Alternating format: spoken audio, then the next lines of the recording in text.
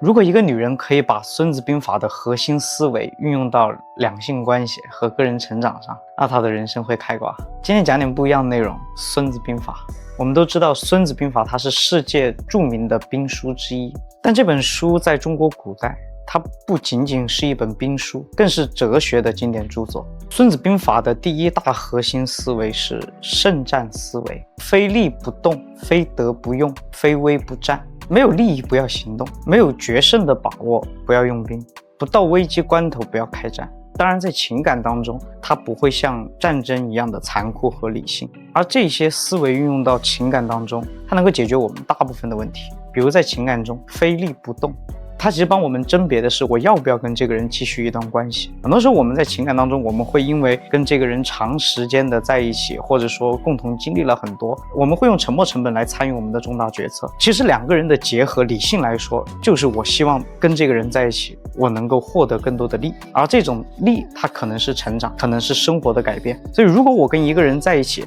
他带给我的负面情绪是多过于正面情绪的，他带给我的负向能量是多过于我的正向能量的，这就是弊大于利。对我自己本身而言，我没有更多的成长，我的损耗是更多的，那这段感情对自己就是不利的，那你就应该舍弃掉，不去参与这场游戏，不再继续这一段关系。第二个点，非德不用。其实在战争当中，他讲的是我们不打无准备的仗，我们要打就打必胜的仗。那其实他运用到情感当中，就一个观点，叫不轻易谈恋爱。我在没有做好准备，我没有让自己完整的时候，我不轻易的进入到恋爱当中去。你看像打仗，如果我想有更大的赢面，我需要对地形啊、地利啊、气候啊，然后用兵啊都足够的了解。那么其实在情感当中，他强调的是控制变量和风险意识。我们都知道，谈失败一段恋爱，无外乎就是你不够自信，你没有安全感，你不会表达，情绪不稳定，不会沟通。那我自己在看自己的感情经历过程当中，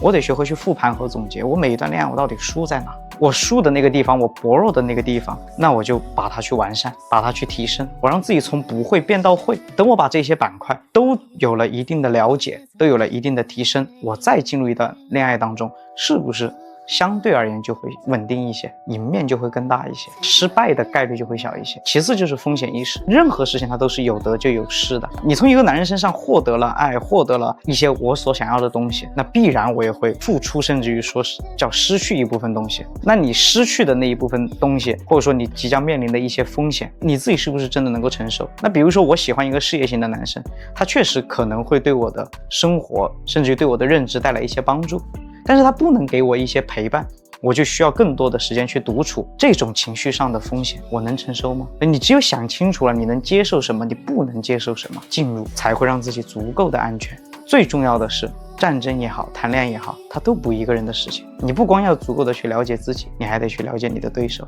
站在你对面的那个人。所以为什么我们经常说谈好一段恋爱，它是相向而行，求同存异，要去学习两性思维的差异性，是你真的只有足够的了解我是怎样思考的，会做出怎样的行为，他是怎么思考的，他面对一些问题会做出怎样的行为，能够看到这里面的底层逻辑，我才能够清晰的去找到解决问题的办法。我的意识也好，我的动作也好，它是一致的，它不会变形。第三个，非危不战。战争里面叫做它不到危机关头我不去打仗。我自己浅薄的理解来说，我觉得在情感当中，第一个点，如果对方没有触碰你底线的情况之下，我们尽可能的让情绪的冲突不要去升级，不要去爆发太多的攻击性。如果是生活当中的一些小摩擦，或者说没有满足我们当下的一些需求，或者说情绪价值，我们尽可能的以和平的方式去解决，冷静下来，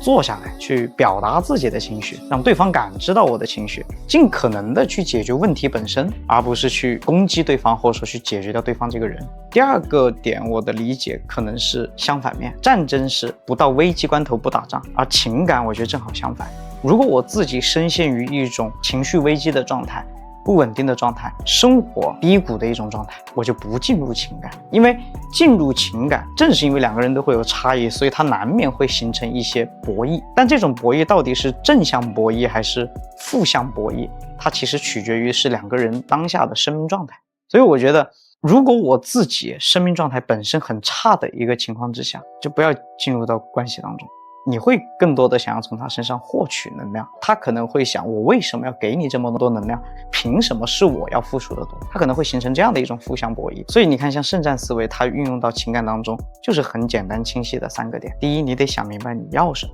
如果这个人给你的东西离你想要的东西差很多，或者说甚至于对你造成了影响，我们应该在这个时候去做筛选，或者说做割舍。因为牛跟马在一起，它就是不可能有共同语言的。第二个就是风险意识，任何关系都是自己跟自己的关系。你对自己能力不确定，你对自己想要的东西不确定性的时候，就是最没有安全感的时候。当你明白了自己要什么，当你也明白了我要得到这样东西，我需要具备哪一些技能，而这些技能你学会了，你握在了自己手上，这是实的，这才是真正的底气和安全感。然后你才能够去很冷静、很平静的去看见对方，去看见自己，去找到彼此之间的差异性，那一段感情你才能够很好的去解决问题，能够更长久的往后面走。第3个就是着眼解决实际问题，别把一件小事情上升到一个更高的维度来解决，就看当下我们面临什么，我们解决我们现在正在面临的问题。如果不是触碰底线，尽可能的平和的去沟通，沟通能够解决更多的问题，